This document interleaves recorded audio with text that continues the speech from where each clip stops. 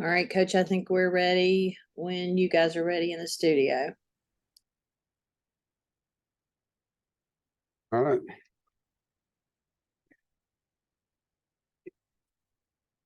Okay, just recapping the game.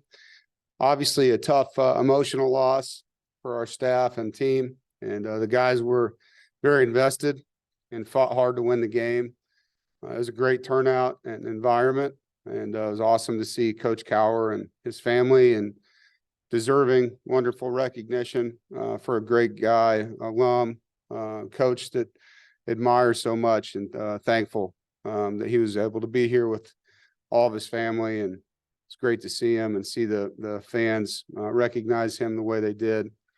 As a team, you know, you win as a team, you lose as a team, and we know that we have a lot of things to focus on to get the scoreboard in our favor. It was really a game of two halves. In the first half, I felt like we played complementary football. You know, even though we didn't score the number of points you'd like to see, we did not turn the ball over. We forced 2 turnovers on defense. As a team, we only had 2 penalties, went in at half up 10-0. Played a tremendous first half defensively. You know, the second half, obviously, the opposite with what we did offensively. You know, you turned the ball over 3 times, and as a team, we had 8 penalties in the second half, and that's just too much to overcome against a team like that. And they won the second half 13-0. Ultimately, that was the difference in the game. And, you know, it was really tough. You know, defensively played a great game. I know there's things there that they can still do better. But top ranked offense coming in to hold them to 20 yards rushing, to dominate on third down, force 3 turnovers, get their quarterback out of rhythm, had 4 sacks. And then at the end of the game, had back-to-back end-of-game stops to give us a chance. You know, had the tough running into the kicker call, which took our timeouts from us, but they were still able to go out there and get us another shot. You know, from a negative standpoint on defense, obviously the couple deep balls that we gave up and then some penalties allowed them to get points. I thought our, you know, kickoff return continues to be exceptional with Julian at the end of 5 minutes left in the fourth quarter.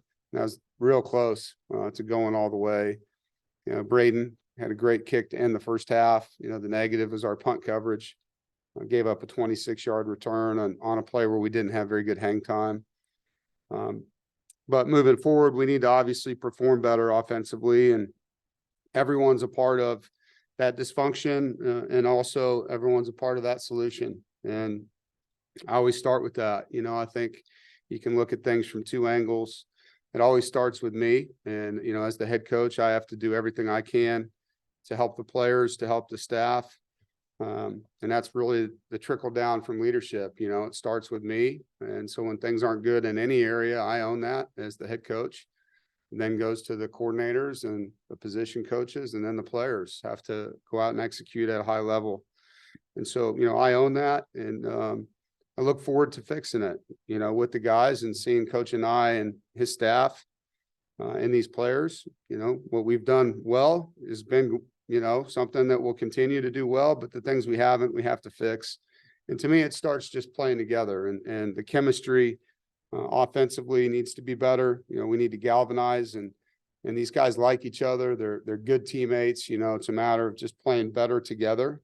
What I like to call 11-man football. 11 is 1. First year in the system, you can see that, especially this weekend, we were disjointed. And playing in harmony with strain and focus, like that's what you want to see. And you do see that. Obviously, we're in our 3rd year in Tony's system on defense. We're in our 1st year in Roberts, and we're just not in the same areas right now. But we can get there, and I'm excited to help the team do that. It's clear that we need a spark on that side of the ball, and MJ Morris is going to take over as our starting quarterback, and he is ready to lead the offense. As I stated in the past, when I was asked, it was my plan and our plan to redshirt MJ and allow him an opportunity to develop behind Brennan. But plans sometimes need to change, and the time is now because it's what's best for our team. And MJ's excited, you know, for the opportunity to lead the football team, and I do believe that he's ready.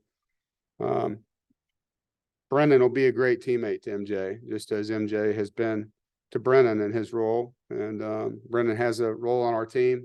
He's a very competitive, tough guy, and he understands this is what's best for the team right now and what's needed. I got tremendous respect for him and what he's gone through, and I don't think people really pay attention to those types of things. 2 weeks ago, we played a very emotional game at UVA, a place where, he was the quarterback for a long time and went through the tragedy that was there a year ago, and then came back to our stadium and just didn't have a good game. And that happens sometimes. But for what this team needs right now, it needs a spark. And I do believe MJ can be that for our offense. But let me make this clear, changing the quarterback, everyone has to be better. This isn't throwing Brennan under the bus and pinning it on him. It's the opposite, it starts with me, and I own that. Everyone has to be what changes. The chemistry is about everyone, and playing well around the quarterback. I've always said this, I don't care what side of the ball you're referring to, it starts inside out. When you play well from the center of your offense all the way out, that's where we got it. Starts with the center, then it goes to the guards, then it goes to the tackles, then it goes to the tight ends, the running backs, the receivers, everyone playing in a concerted effort and harmony with whoever that quarterback is, and when your protection is really good, then the plays, or the run blocking is really good, then the plays look better. And so we got a lot to improve on. And I'm excited for the opportunity to go and prove it, and I think the cohesion and the chemistry and all that's going to come. It's a challenge. If there's one thing that I would pride my program on, this program on, and myself on, is persistence and resiliency and grit. Like, those are things that are just part of our DNA. And though the results aren't what people and what we wish we had at this time, there's a lot of games, a lot of weeks, a lot of football left. And so, 8 weeks, 7 games plus the postseason. If we're fortunate to earn our right to continue to play, we're going to take it 1 week at a time. And this week's all about finding a way to beat the next team, which is Marshall, an undefeated team, a team that has very athletic quarterback, talented runners. Their running back's a dynamic player. The receivers are always skilled. We've played Marshall and watched them for a long time. Know several of their coaches, got a lot of respect for how hard they play. They're tough guys. Their defense is ranked in the top 25. And last year they went to Notre Dame and won. We know that we're going to get their best. They've already beat Virginia Tech this year in their 4 games. And so we got a lot to work on, and excited about the challenge and the opportunity. Look forward to being home. I hope our fans come back and do the same thing, show up. They were great in the second half. Coming back from the parking lot after halftime was awesome to have a full stadium, and I know our team appreciates when we get that kind of support. Questions? Ethan. Coach, what did you see from MJ Morris during practice so far this season and fall camp that made you comfortable giving him the starting quarterback job? Well, I mean, he has come ever since he's been here. He's come to practice with great energy. He's always done that. And so each week, since Coach and I's got here, you can see him growing in the offense. That part is now second thought to him. In the spring, he was learning it. Now he knows it. But he's always been an encourager, to guys around him, and he's got a positive outlook. And, the way he can throw the football, obviously, he can do that pretty well. So there's certain things that, he brings to the table. But, I think more than anything right now, it's just he's in a really good headspace. He's excited. And I think that's the spark that we need. Jaden. Hey, Dave. So I have seen some comments from longtime Wolfpack fans, some of whom have said they're giving away their season tickets because they're so disappointed with how the season has gone so far. How would you respond to them as you move forward with the season and with some of these lineup changes? You know, I can't make decisions for fans. You know, they're going to have to do what they think's best for them. We're going to do everything we can to win games and give our players every chance that we know how to go be competitive.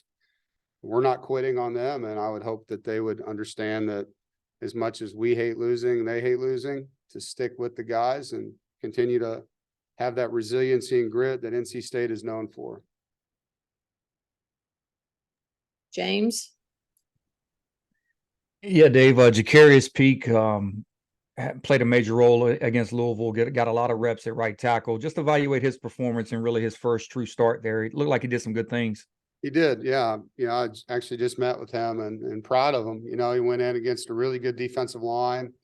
And I thought in pass protection, he did extremely well. There's a couple things fundamentally he can do better, anticipate things. In the run game, he's a guy that strains on the line of scrimmage. He's very athletic, and he's got a great energy about him. He plays really hard. He practices really hard. So it was great to get him that experience. I know that will serve us and him well moving forward. And just to follow up, was that also a way to maybe get you a little more depth inside? I know you were able to play Tim at guard some. Is that kind of went into the thinking as well? Well, with Dylan out, you know, we felt like just to get our best five on the field, that was the way to do it, was to get Peak at tackle and Tim inside. And that got us the chance to really get our best five in the game and still have a rotation going. With Dylan returning, which we expect him to play this week, you know, it allows us to move Tim back outside if that's what we want to do. So with injuries, sometimes you have to adjust. Appreciate it. Rob? Yeah, Dave, no two quarterbacks are the same. Is there any schematic readjustments, realignments, or anything you have to do to calibrate for the QB change?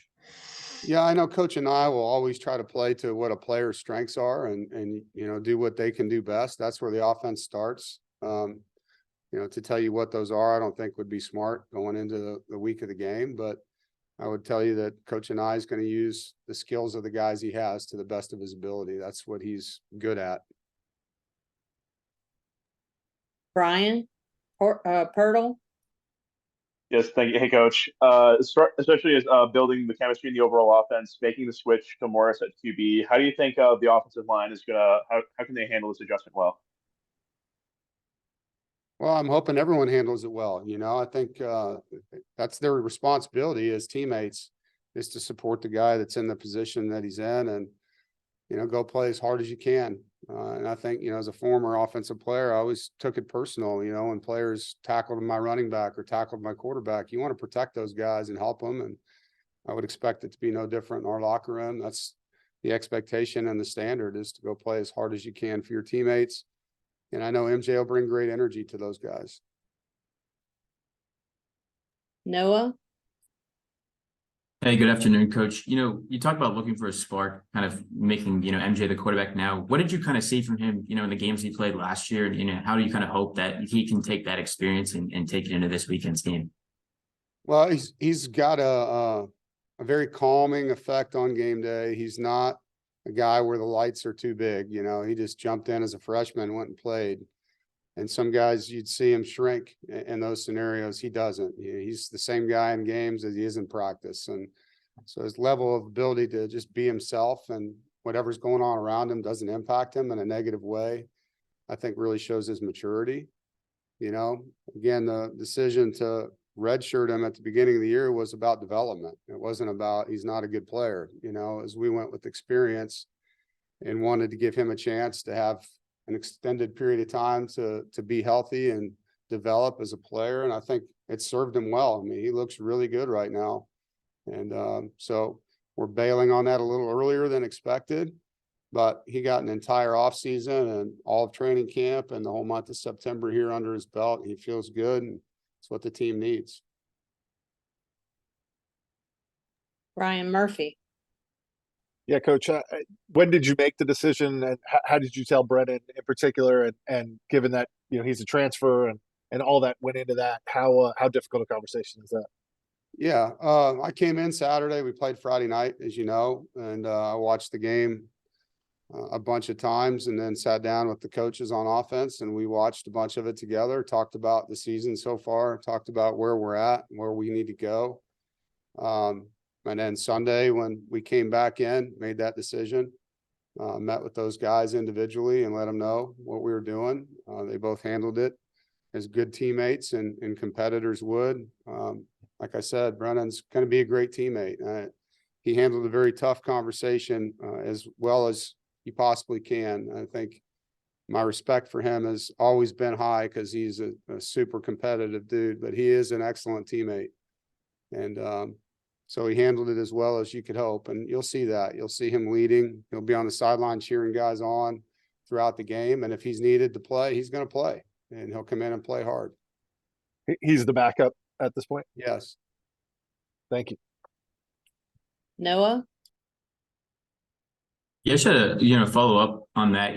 Does making this move now, when you have Marshall this week, kind of help make it easier for MJ's transition rather than, the following week having, Clemson and Miami kind of right there? Well, the following week we play Duke, but I don't think it matters who we play. I don't. And I think you're discounting Marshall by saying that. I mean, this is a top 25 defense we're playing this week.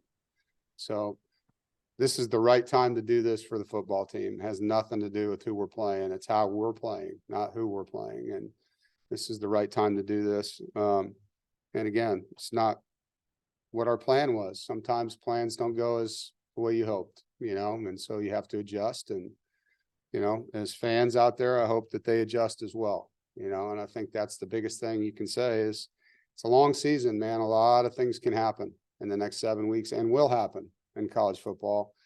So hang in there, be faithful, cheer hard, and get excited. And we're going to continue to do everything we can here to put our best foot forward as a program. And I would hope that our supporters do the same. James? Dave, you mentioned watching the game back, and obviously you said not all of this was on the quarterback. Where are some other areas offensively you felt coming out of that game you really need to get better? Yeah, I think everywhere.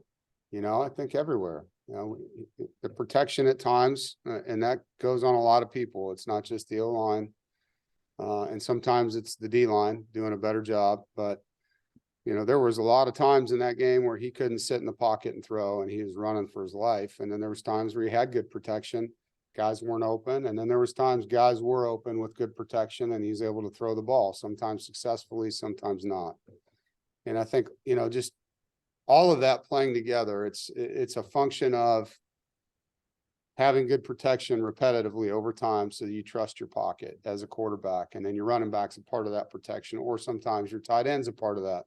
Sometimes it's the timing of a route, like the guy's supposed to break the route off at however many yards and he doesn't, or you expected him to release inside and he released outside, or vice versa. Like there's a million things going on at once while that defense is coming at you as a QB, and I just think the chemistry of it all has to be better for it all to look right. When you watch our defense, you see guys in sync.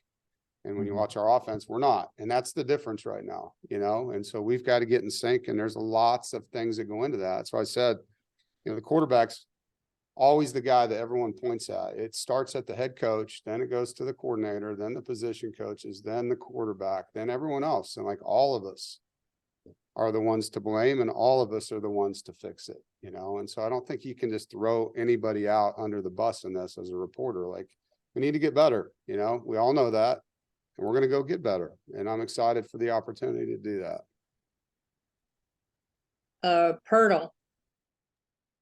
Hey, Coach, still year one of Anae's offense, as you mentioned. How valuable is it going to be to still have Armstrong on the sidelines, still helping guys learn the ins and outs of the system?